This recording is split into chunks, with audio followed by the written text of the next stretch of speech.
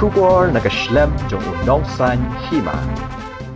We had a cabinet meeting today, and many items and agendas were taken up in the cabinet meeting.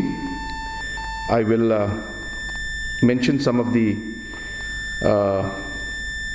proposals that were passed during the cabinet meeting, but I may not be able to go into all the details of each and every one of them because it would take a lot of time, and some of them are very micro and minute details. If necessary, we can later on send the details to you via email. The first item that was taken up was the amendment to the Meghalaya Human Rights Commission Rules 2014. There's a very minor amendments that were made. Some words that had to be inserted and some words that had to be changed. So those words were inserted and some words were changed.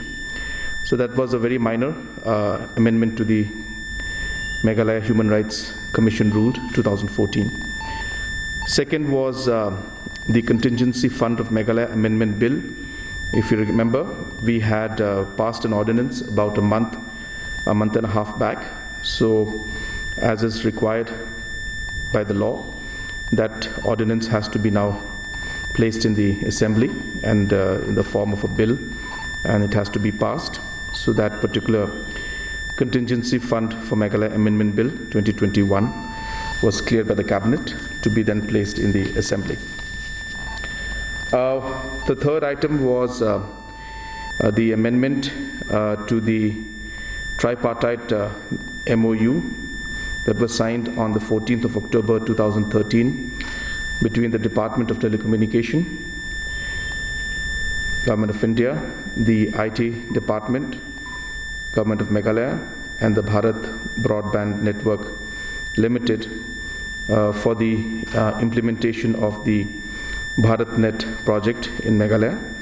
So in that agreement, there were some changes that the DOT had asked the Government of Meghalaya to do, and after detailed discussion with the state government, IT department, and the Government of India, as well as Bharat Broadband Network, in order to ensure speedy implementation of the BharatNet project, which, as all of you know, is the project to lay optical fiber lines throughout the state and make them reach all the corners of the state. So in order to enhance the implementation of this project, certain amendments were made, and those were cleared today in the cabinet. We have also selected and proposed some names today for the post of the President of the Meghalaya State Consumer Dispute Redressal Commission, and also members of the District Consumer Dispute Redressal Commission.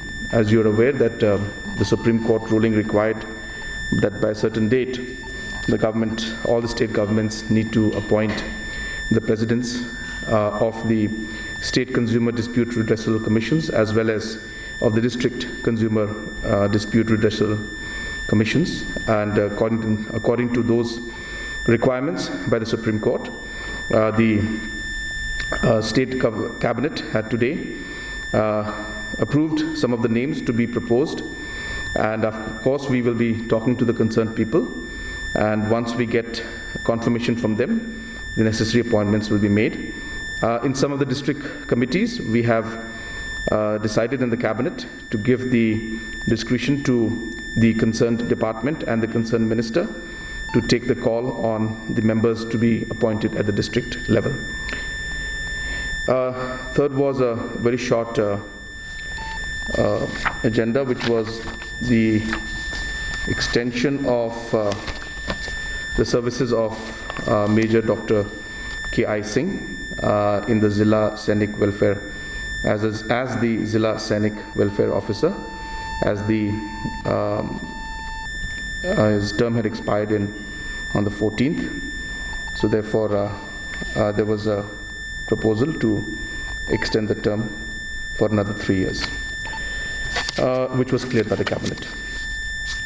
We also had an agenda on the Meghalaya Medical Attendance Rules 1981 and the Meghalaya Medical Attendance Rules 2021. Sorry, the amendment. To repeal the, I'm sorry, I'll just repeat myself. There was a proposal to repeal the Meghalaya Medical Attendance Rules 1981 and to pass the Meghalaya Medical Attendance Rules 2021.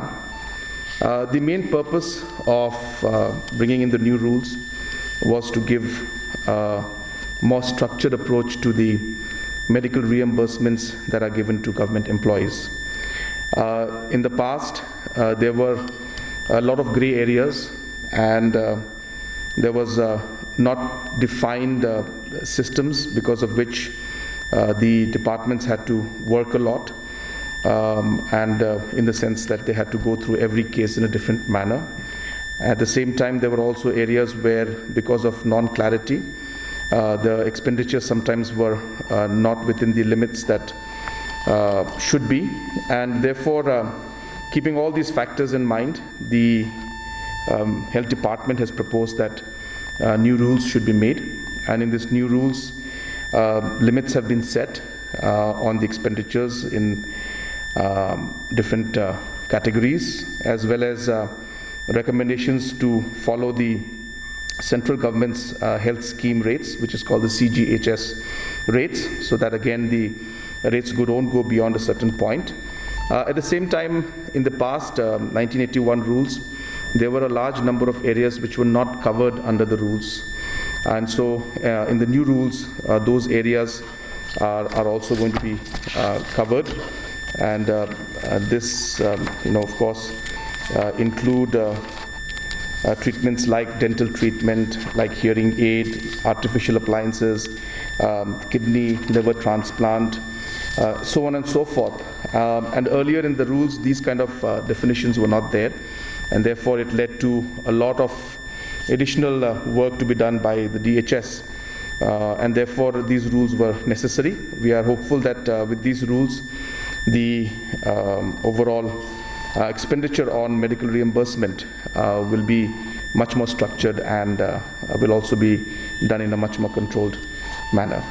So these were the decisions that were taken in the cabinet today.